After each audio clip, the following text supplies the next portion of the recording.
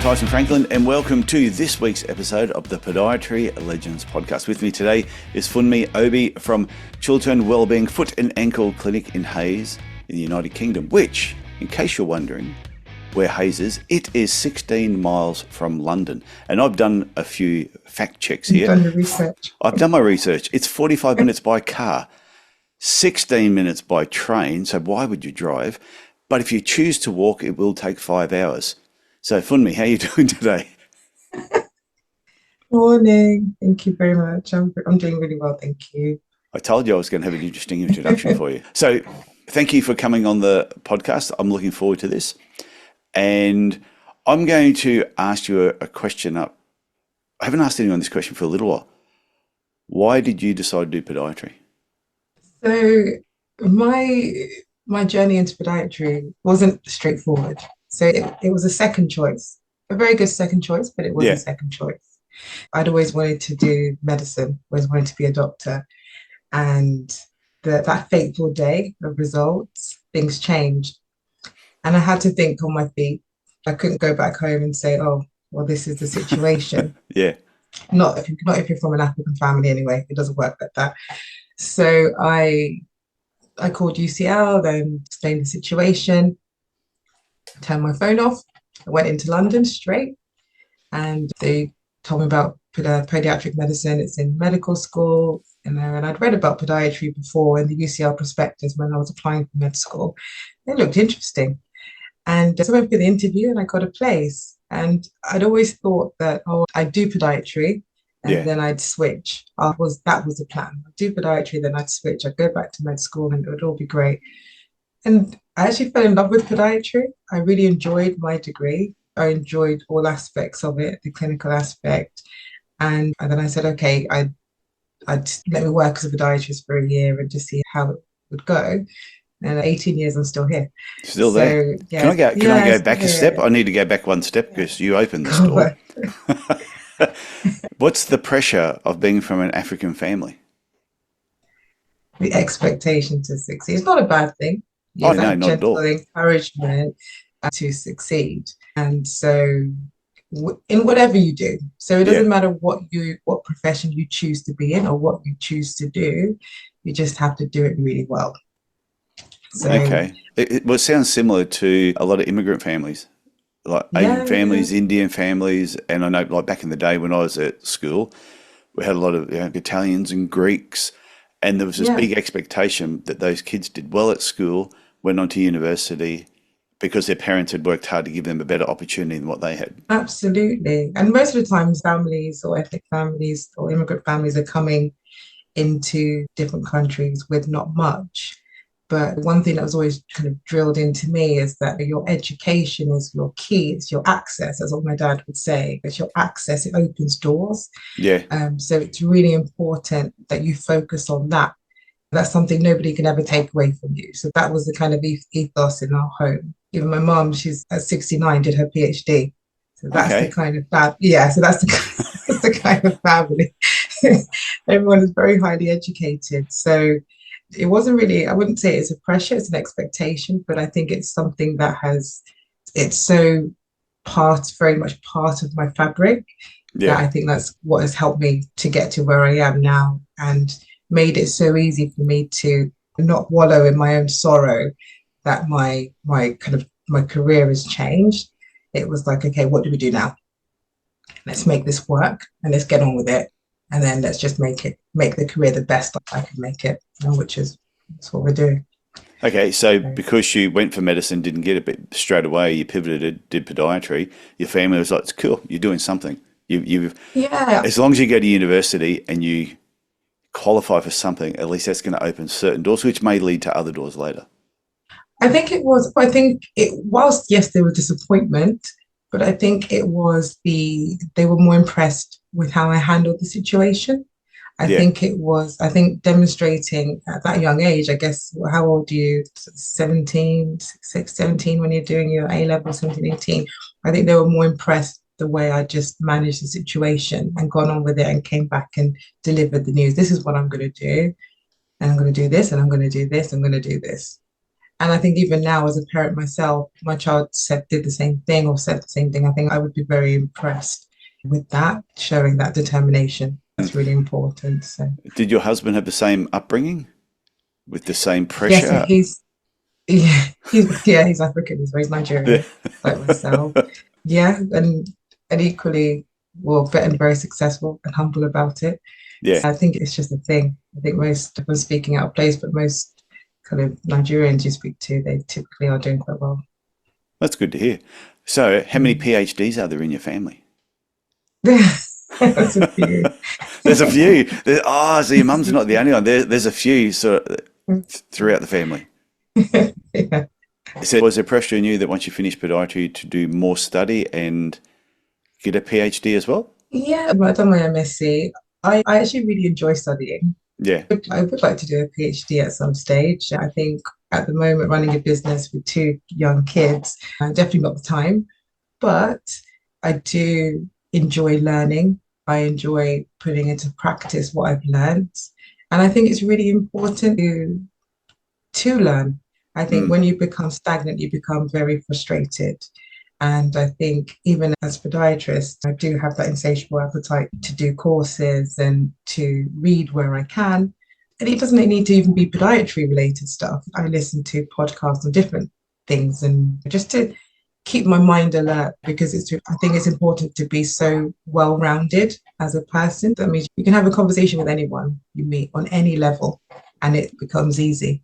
Yeah, that was one So, thing that my friend Dave Fries, it was last week's episode, but he was one of the first people that mentioned me. Listen to podcasts completely outside of your wheelhouse. Listen to things yeah, that you would not normally listen to.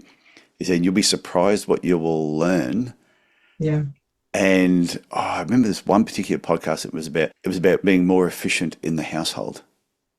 Okay. It was really weird. So I thought, I'm going to listen to this. Weird. That's not weird. It's I know, fact. but for me to listen to that, I thought this seems like this is outside my wheelhouse. I listened to it, and do you realize I learned it only takes like less than 2 minutes to empty a dishwasher? That's all you picked up on that. I picked up a pile of stuff, but what it was when they were talking about efficiency around the household, it just happened to be two sisters that were actually doing this podcast. I can't remember the name of it, but I really enjoyed it because they were talking about when you're out in the shed and you're doing something, this will be how to make things more efficient. Yeah, But what you learn there, I went, oh, that's interesting. You could actually apply that to your podiatry business. absolutely. I think, yeah, absolutely. I think that being efficient is probably one of the most important skills Yeah. that I think I have or try to have. Because even just we could maybe trivialize running a household, but Oh to be no, able to manage it's all tough. of that and then put your game face on and go to work and then you're the podiatrist or you're the business owner and you're the employer and then switch back. I think that well if you've mastered that skill then yeah you're good. So I want to get back onto your career. Yeah. It, when you graduated, you went and worked for the NHS. When I got my registration I locumed for a little bit, then I started working in the NHS in kind of November 2005. And I stayed in the NHS for a long time. I think I Yeah. went part-time quite early. I went part-time quite early. I think I realized quite early on that the full-time 9 to 5 wasn't really for me. So I think within about a year as a band five, I went part-time. What's band And five? oh, so that's like your new graduate podiatrist. Oh, so band five. No, it's It's just just new. you knew fresh out of university, particularly. Yeah, And that's then how long do before you go to band four, band three, two, and one? no, so it goes band five, band six, band Oh, it seven. goes Band out the seven other would be way. like clinical lead, yeah. And Okay. then band eight is senior management level and up That's nine is right. like director. I've heard that mentioned so many times when people talk about NHS, oh, band seven, band eight. I Yeah. thought it went all the way up to number one, but no, it's actually back the other way. So I started off as band five podiatrist and then within 2 years or so. Then I went to band six, stayed as a band six for a long time because in the NHS sometimes that time it's quite difficult to get a band seven role. So when you become a band seven, you're now a clinical specialist. So that could be either in MSK and diabetes, whichever one of those kind of roles you want to go into. And then then I stayed as a band seven for a long time. Oh, so you did make your way to Years. band seven? Yeah, so I was MSK clinical lead for in multiple trusts for maybe, I don't know, maybe 10, 7 years Yeah. across different trusts, I think. Yeah, so and then I left the NHS 2 years ago. So going back one step again, did you say though that when you started the NHS, you only did it part-time though, and you were working somewhere Yeah, else? yes, I started full time. As much as I enjoyed it back then, I just felt that the opportunity came. They needed someone to take over their clinic. It was a podiatrist that was moving to Canada, Yeah. and it was really close to me. And one of my very good friends, she was locuming somewhere, and she said, "Oh, just spoken to this lady. She wants to relocate to Canada, and her clinic is close to where you live. Like, what do you think?" I was like, "Yes, this is what Okay. I've been looking for." Yeah, and I went part time, and yeah, and from there, I always worked part time. I always had ran like a one chair clinic Yeah. from the beginning. And that was in a private practice. Yeah, yeah. So it was in a multidisciplinary clinic. So first of all, I started off it was in like a chiropractic clinic, just Okay. rented a room. And then I moved to a bigger multidisciplinary clinic, which was an osteopathic clinic. And I was just the only podiatrist there. So everywhere I've worked, I've been the only podiatrist there, just running my own thing from that room. And then 3 years ago, I had enough of that. I outgrew that and decided to open a proper clinic and employ staff. Okay. Well, we're going to get onto that. But can I Yeah. ask a question about what is the fear of private practice in the United Kingdom?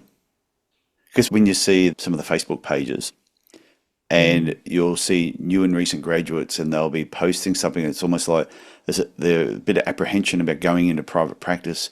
They feel like they must go and work in the NHS, or they're a bit frightened. Like private practice seems a little bit scary compared to the NHS. Is there a reason for that?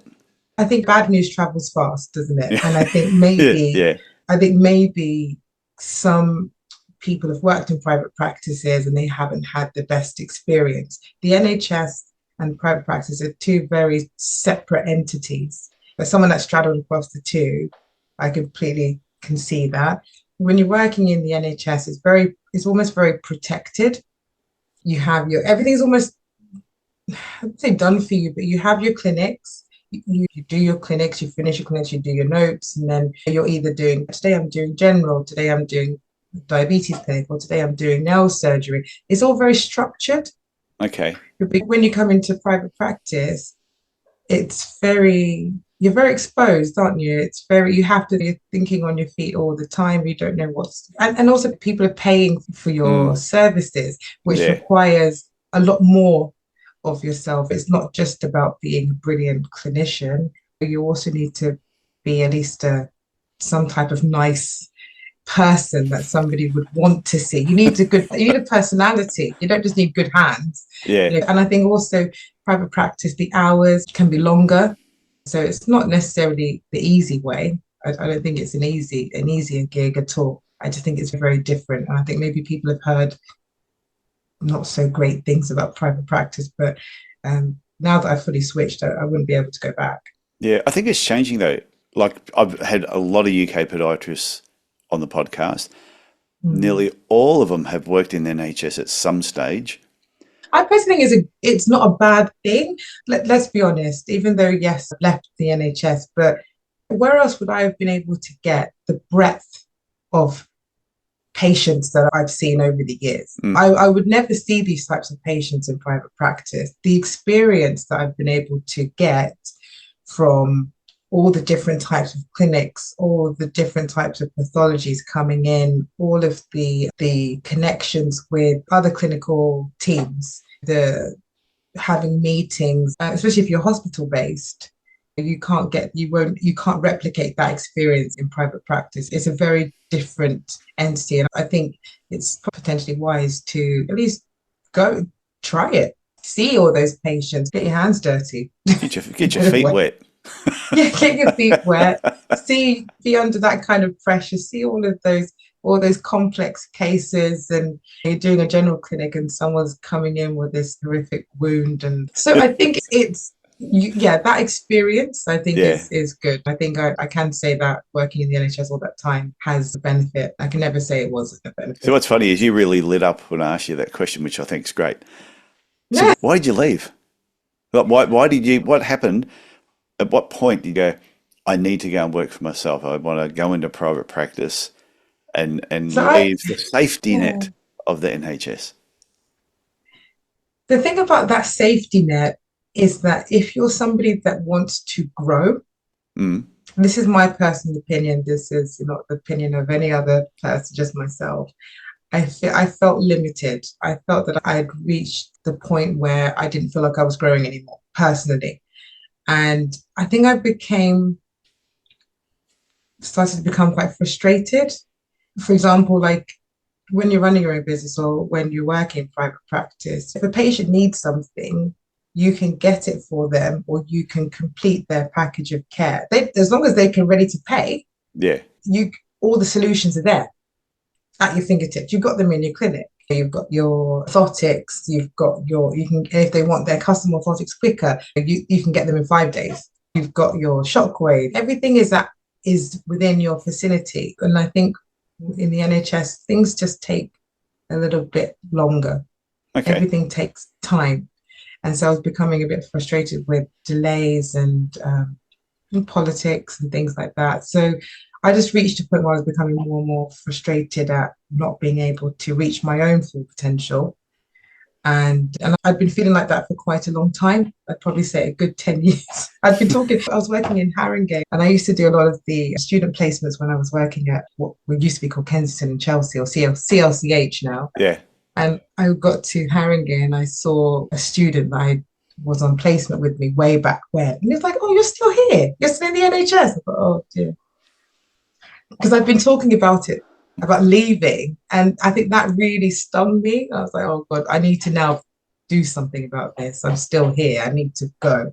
And then also, I think that the biggest catalyst came was when COVID hit. And remember how devastating that was. Yeah.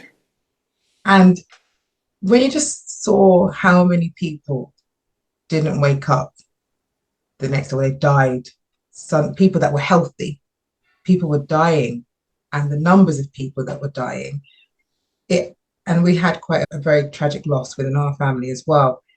And I just thought to myself, you know what? This has happened, and I've been given the opportunity to wake up today. I'm here where a lot of people are not here.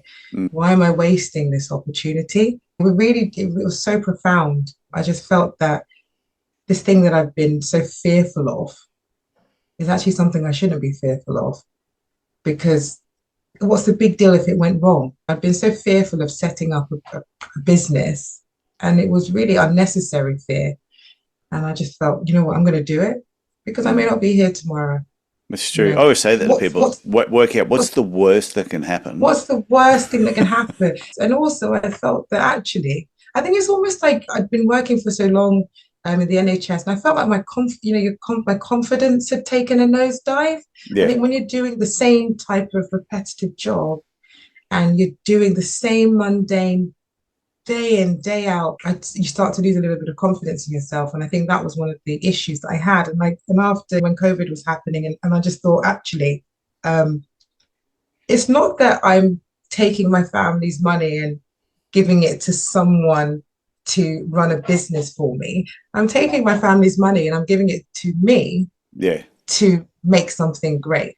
So what's the risk? If I know what I can do and I know what I can achieve and I know what I'm capable of, actually the risks are really minimum, especially if I felt that I was more confident in my ability. I'm like, you know what, I'm not hedging my bets on anyone else. I'm betting on myself. I can do it. Let's get going. And I remember like my hairdresser, Michelle, and every time I'd see her every kind of 6 weeks, and I'd be talking about, oh, I'm going to set up a business and I'm going to do that. And one day she said to me, she goes, "You're here talking and people are signing. you're here, and every time she goes, you're here talking. You come here and talk. You talk, and people are signing contracts. They're signing leases. I don't want to. Don't come back. Don't come back and see. Don't come back here in 6 weeks if you haven't got something to say. And I was like, wow, Yeah. okay. But I think one of the questions that people should ask themselves is, what's the worst can happen if you don't jump at the chance? If you could have You're just gonna stayed become there, miserable. well, you can stay in the NHS, and if you weren't happy there, what was your mental state going to be in 20 years' time if you It's just true. kept doing the same thing? So I thought now would be a perfect time to just dive in and remind everybody that if you're looking or considering a podiatry business coach, before you reach out to some of the larger coaching companies, please go to my website, tysonfranklin.com, and read through the coaching section. You'll see I've got a model there called the Thriving Podiatry Business Model. And after you read through everything, there's also a link to my online calendar. From there, we can organize a 30-minute Zoom call. We'll have a bit of a talk. I'll explain the Thriving Podiatry Business Model in a bit more detail. And you may find just after that call, that is all you need just to give yourself a little bit of guidance. But if you want to take it further, I can give you more information. So please go to my website, tysonfranklin.com, and I look forward to talking to you soon. Okay, let's get back to the interview. But it may not even necessarily be the job itself that you're dissatisfied with. I think it's being dissatisfied with yourself. Because if you haven't reached your full potential and you know you haven't reached your full potential, you start to become quite bitter. You need to be clear as to what you actually, I think goal setting and just being really clear as to, well, yeah, I want to be a podiatrist, but what type of podiatrist do I want to be? What do I actually want to achieve? And I knew what I wanted to achieve, but I guess I was too fearful of enacting on it or going for it. And then it just became bigger and more frustrating and more irritating. And then I just reached that. I was really irritated. Ask anyone around me. Oh, no, but it makes sense. Everyone knows they should be doing something, and they keep saying, like, oh, there's still things in my life that I want to do. And I jokingly say to my daughter, who's 20 soon, yeah, when I grow up, I'm really going to figure out what it is that I want to do. And we sort of laugh about it. But sometimes I think if it's something you've mentioned more than half a dozen times, and you've been telling people you're going to do something, Yeah. the longer it goes before doing it. Like before I wrote the world's greatest podiatry business book, It's No Secret There's Money in Yeah. Podiatry, back when I had hair, Very good book. I spoke about that book for probably 10 years before I wrote it. And then eventually I bumped into someone who was an author, and he said, you keep saying you're going to write this book, but when are you going to do it?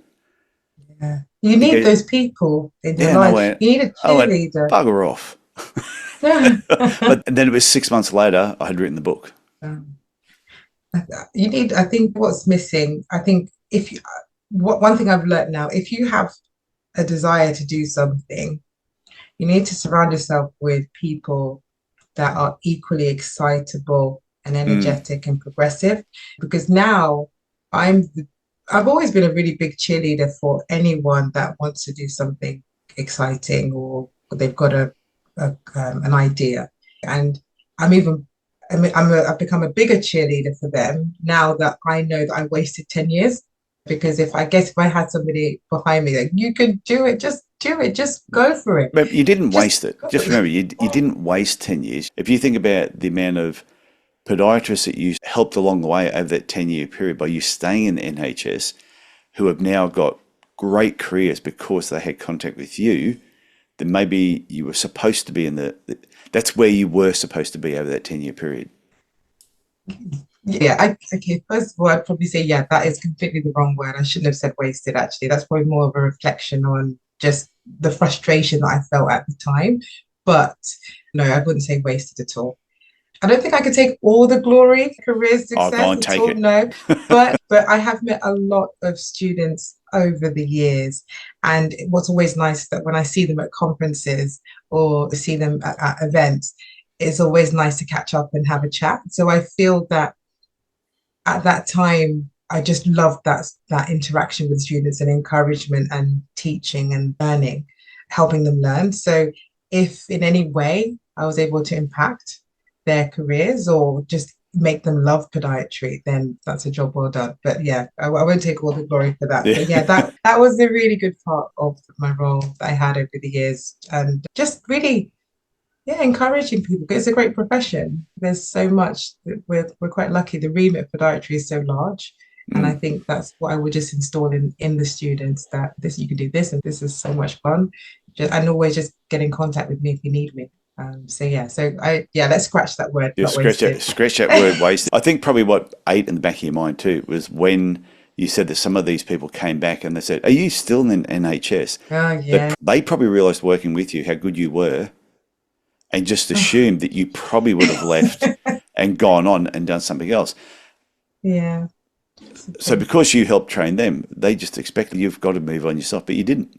So yeah, Yeah. definitely not wasted. So scrap that word from your vocabulary. Scrap that word. Yeah, no, no, not at all. No, thank you for that. That's true. No, it's been a good journey. And as sometimes my husband will always say, if I used to moan about my day, and he'll be like, your NHS work gives you your credibility. Stop moaning. Yeah, that makes sense. Just think for me personally, yeah, I think if you've got that itch and you want to do something different, No, just Pete, but go when you for were it. in the NHS, you did a lot of stuff in MSK. So you specialised in that area. So what you learned Yeah. there, you've probably carried over into private practice big time. Yeah, absolutely. I think that skill set, yeah, which and having that the breadth of the patients that I had has been really beneficial. So obviously with the clinic, I'm trying to navigate it to become more of an MSK based clinic, which because obviously that's the area of podiatry that I love the most. We still have a general caseload, but I think eventually that's where it will go.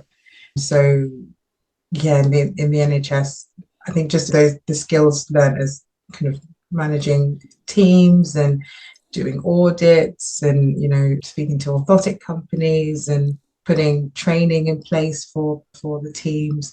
Just all of those skills have been really useful, and I've been able to translate a lot of them to private practice. Was it hard transitioning? Like going from, like you said, the NHS where a lot of things were done for you to then Mm. having your own business. I'm It's sure there was a yeah, lot of it's freedom wild. too, where you could just make decisions on things, didn't have to ask anybody. Yeah, But at the same time, it would have been even just a mental transition. it was a shock. It was a shock, but it was for me, I was at peace because it's something that I've wanted to do Yeah. and then it's done. So I was very happy about it and satisfied with it. It's been a, it's been a large learning curve, I won't lie. The skills required to run a business are so different. And when I think that the main difference is when you are like maybe running like clinical lead or you're sourcing orthotics or those kind of things. You're working with NHS budgets, it's not your Yeah. money, Yeah. but you're still very conscientious of the budget, but it's not your money. But when it's now your money It's a and bit you're different. trying to, it's very different because ultimately, if things fail, that's the stakes are slightly higher.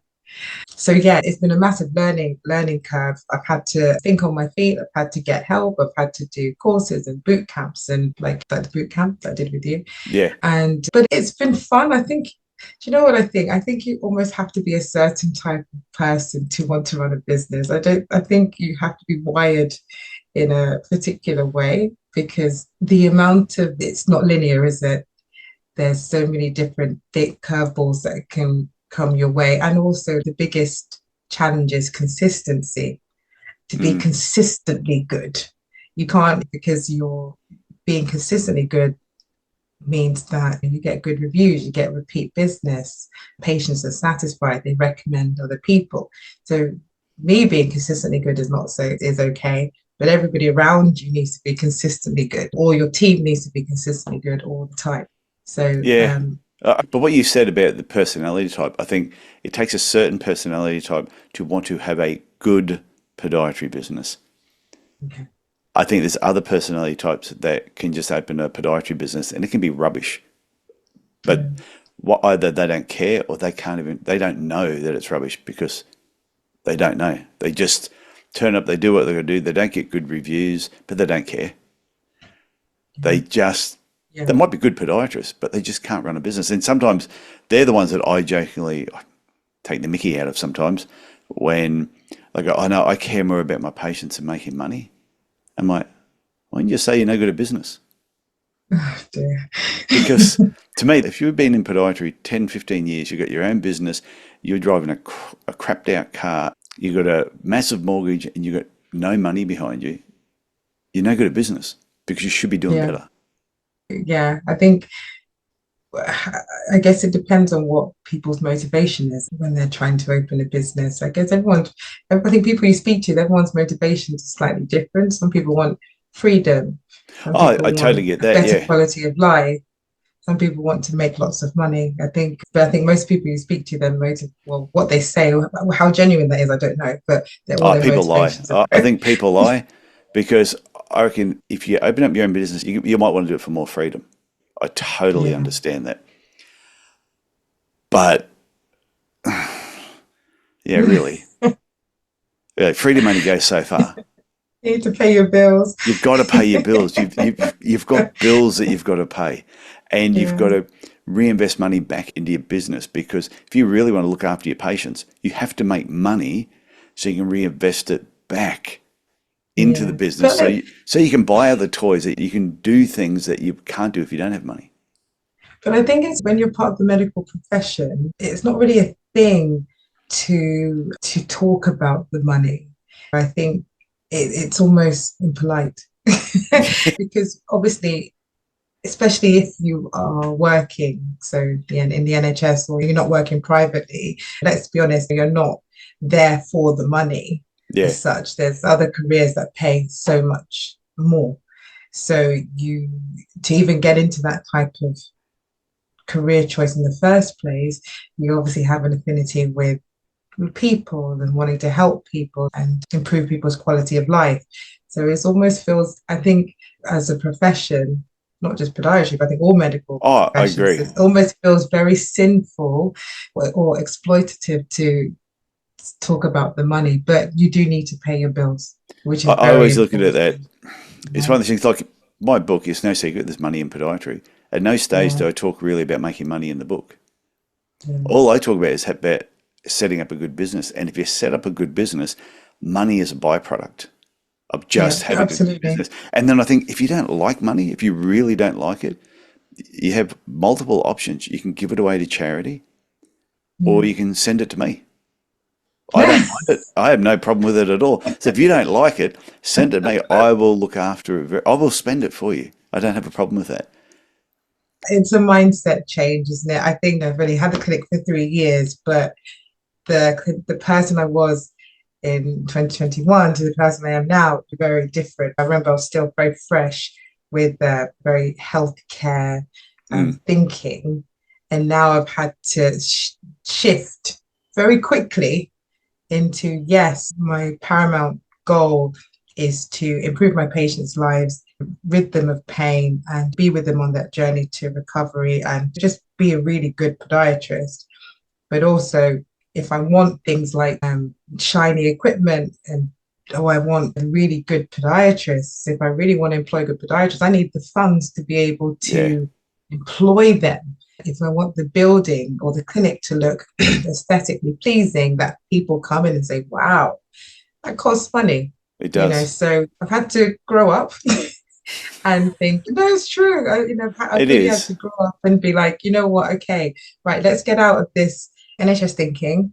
Now I need to try and be a really good clinician and bring an income in that I can make this clinic look wow and make the patients all say wow and be like, wow, this is a really great place to have treatment because the costs of running the business, wow.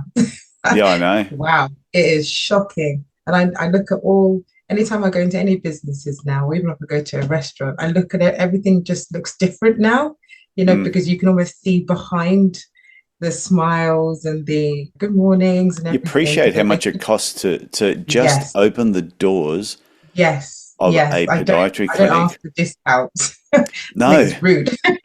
I before I'd be a bit cheeky, but now I'm like, no, that's just rude.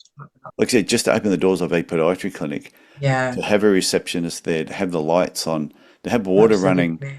yeah, where you are, have heat, Yeah, all yes. that adds up. And sometimes you might even get someone who works with you, and all they see is, oh, they see all this money coming in and go, oh, here's Funmi, yes, she's like rolling Yeah. around in a bed on all £100 notes. wish. And but then I realized, especially the first few months, first year or so, you're not making any money. No, and I think I'm really blessed to have a really wonderful team. I'm Yeah, very transparent with my team. I will say that things are really tight or things are really difficult. If they're difficult, I don't think there's any point in painting this picture that we're flush yeah. with money. But then at the same time, being transparent is really good, but also having action plans in place. So this is what we're going to do. So this is where we need to get to. And this is what we're going to do to get there. This is the goal. And then get everybody on board with that. Because obviously, if the clinic thrives, everybody wins. There's more nice things we could do. There's It's more true. dinners. There's more fun, like away days. Everything gets better. So it's a win for everything. I can spoil them more, the better we do. So, Yeah. So we were talking off air, and at the moment you're looking for a new team member to join you. I am. Yeah, I How's that going? am. How's that going? Yeah, we've it's not bad actually. We've had some applicants. Yeah. I think I said this before. I'm going to take it. I'm going to take my time with this recruitment. I Yeah. really want the right Wait type and of get the person, right person. the right Yes. podiatrist, because I think sometimes when you're new to all of this, you make assumptions about people generally because you don't know, Mm. or you need somebody now. I need somebody right now, and then you fill a seat. But I think we're such a we're a really good team, and I'm not just saying this, but I'm just saying it. We are a really good team. Anyone coming to work with us would enjoy working at the clinic. So we just need the right person with a good spirit, fun, kind, good hands, Yeah. obviously, with a genuine willingness to learn, or just be really excited about podiatry because there's no need to be frustrated in your job. There's no need to be frustrated in your job. There's ways. If for like things, that's a good thing about private practice. For example, if you're coming from far and you don't want to be stuck in rush hour, you don't want to do a job before you've even got to work. Okay, well, start later. You can start at 10. Do you know what I mean? There's ways you can make somebody's life easier. It doesn't have to be so rigid. No, Things don't I need to be agree. so rigid, It's too life's too short to not be having fun with what you're doing. Absolutely. I think, yeah, that's my thing. It doesn't have to be rigid. If I wanted rigidity, I'd stay where I was. Now it's time to just have true, but it's true, isn't it? I don't know if my daughter has sports day, well, I can start later and go Yeah. to her sports But day, that's a or I can flexibility see her, thing we were the talking about before. flexibility. When you have Yeah, your own it's practice, it's not always about money. It's the freedom no. to come and go and Absolutely, yeah. absolutely, which is so important. Then, therefore, you don't miss out on the most important things in your children's lives or in your life. Is something you want to do. So, yeah, so we're recruiting at the moment, So if and anyone yeah, wants to I'm reach out open. to you, what's the best way to contact you? Yeah, so drop me an email Yeah, for give us the me email. at Yeah, give us the Chiltern. email address. Yep, I'll put it in the show yep. notes as well. Okay, yeah. So for me at ChilternWellbeing.com. Yeah, you're right. It because it's a unique name. I will put So it there. Funmi, which is Funmi, and it yeah, it's a silent N. yeah. Yeah, for me at ChilternWellbeing.com. And yeah, just drop me an email and then we can let's talk. Let's just see whether you can come in and come into the clinic, come and shadow us, come and see what we do, see if it's a place that you'd like to work, see if the vibe is good, and then take it from there. Yeah, like I've known you for a little while now, back when you did the reboot and we chat fairly often. And I can just tell that where you work is a fun place. So Yeah. whoever is going to join your team, this is just advice for anyone, is wait until you get the right person that's going to be a good fit for your team. Because if you get the wrong Mm. person, it can just mess stuff up big time. And I've learned Yeah. that from making mistakes where I've been so desperate just to employ someone that can wear a podiatry hat and didn't Yeah. realize you're just throwing a poisoned apple amongst your good apples. It doesn't take long Yeah. to ruin everything. Yeah. But also, I think it's also, I think now, I think even as an employer, I think it's really important to know what you want as Mm, well. I've had good podiatrists, really lucky. All the podiatrists that have worked in our clinic, they've been really great. I think it's just if I want that wholesomeness now and that like to really enjoy, for everyone to enjoy each other, yeah, a full-time person that can yeah. come in and just be that last piece in the jigsaw. Yeah, but we used to do the same thing when we were recruiting because our clinic was heavily involved in MSK biomechanics. If somebody applied for the job and they said, "Oh, I love high risk feet and diabetic foot ulcers," I wouldn't employ them because it wasn't what I was It looking wasn't what for. you're doing. I knew that 80% of the work or 70% of the work was going to be MSK related. Yeah, so it wouldn't fit. So having someone that didn't have an interest in that area straight away was a red flag. No point employing them. I could, but then it would have just frustrated me. And it would have frustrated them as well. There was a better Yeah, job for them out there somewhere. yeah. No, and that's just being honest, isn't it? Yeah. And not wasting So anyone's time. I know. So I want to thank you for coming on the Podiatry Legends podcast. Do you have any words of wisdom before we wrap up? Is there any, if, say there's a new graduate out there at the moment. I have not done this for a long time. They bump you at a bus stop and they go, "Oh, you're on the Podiatry Legends podcast." What's one bit of advice that you would give them? I would say be clear about your vision for your career and don't be fearful about fulfilling that vision. You know, podiatry as a profession is a small profession. There are a lot of people that you can reach out to that can help you. And I think that's what I would say. I think that there's no need to just be in a kind of silo by yourself. Dream big Yeah, and just go for it.